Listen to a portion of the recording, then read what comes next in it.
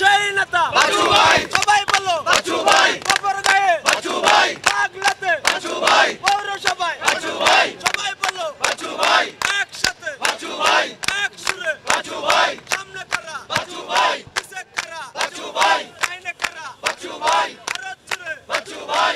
দর্শনে আমার নাম মোহাম্মদ মনির হোসেন। আমি গফরগাঁও পুরসভা, আমার বাড়ি গফরগাঁও থেকে আসছি। আমি গফরগাঁও সাবেক ময়মনসিংহ দক্ষিণ জেলা জাসাসের যুগ্ম আহ্বায়ক। আমরা আজকে এখানে আসছি আমাদের নেতা জিয়া রহমানের মাজার জিয়ারত করতে। আমরা অবশ্যই আমরা কাজ করতেছি, আমরা যাতে সামনে আমাদের সুদিন আসতেছে, আমরা ভোটের মাধ্যমে তারেক জিয়ার 31 দফা দাবিকে আমরা বাস্তবায়ন করব, এই লক্ষ্যে আমরা কাজ করতেছি। এবং কি আপনারা দেখেছেন এই 17 বছর ফ্যাসিস্ট সরকার কিভাবে মানুষ গুম খুন হত্যা করেছে, হ্যাঁ মানুষের ভোটার অধিকার কেড়ে নিছে। আমরা ওইসব রাজনীতি আমার নেতা দেশনেত্রী বেগম খালেদা জিয়া আমরা কখনো এরকম নোংরা রাজনীতি আমরা করি নাই।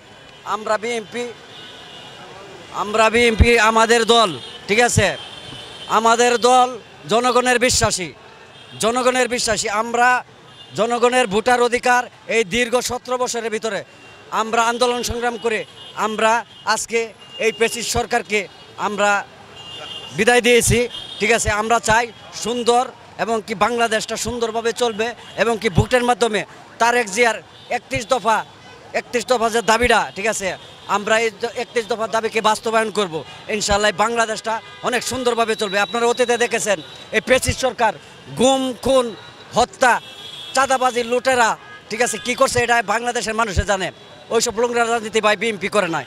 বিএনপি জনগণের বিশ্বাসী, আমরা বিশ্বাস করি আমাদের নেতা তারেক রহমান যে 31 দফা দাবি দিয়েছে, ইনশাল্লাহ আমরা বাংলাদেশে এই বিএনপি যারা আছে, ঠিক আছে, আমরা সবাই এই 31 দফা দাবি বাস্তবায়ন করব। ইনশাল্লাহ আগামীতে আমরা ভোটের মাধ্যমে বিজয়ী হব ইনশাল্লাহ। জিয়ার মাজারে এসেছি। আমাদের ময়মনসিংহের দক্ষিণ জেলায় আমাদের কমিটি হয়েছে, পূর্ণাঙ্গ হয়েছে কমিটি, আহ্বায়ক কমিটি। সেই কমিটি এখন জিয়ার মাজারে ফুল দিতে এসেছে, আমরাও তার অংশ হয়ে এখানে ফুল দিতে এসেছি। আগামী দিন 31 দফার আলোতে আমাদের এই দেশ পরিচালিত হবে। সন্ত্রাস, গুম খুম যত রকমের অন্যায় ছিল এইগুলো হবে না। 31 দফা বাস্তবায়ন করলেই ইনশাল্লাহ সমৃদ্ধশালী একটি সোনার বাংলা আমাদের দেশ নায়ক তারেক রহমানের নেতৃত্বে, খালেদা জিয়ার নেতৃত্বে আগামী দিন দেশে একটি সুশাসন কায়েম হবে, দেশ সমৃদ্ধশালী হবে। মানুষের প্রতি অবিচার অন্যায় জুলুম এটা বিএনপি কখনো করে নাই, আগামীতেও করবে না। 31 দফার মধ্যেই সমস্ত কিছু নিহিত আছে। ইনশাল্লাহ আগামী দিন বিএনপি ক্ষমতায় আসবে যদি একটি সুষ্ঠু ভোট হয়। সেই ভোটের মাধ্যমে বিএনপি শতভাগ ইনশাল্লাহ আমরা আশা করছি বিএনপি ক্ষমতায় আসবে।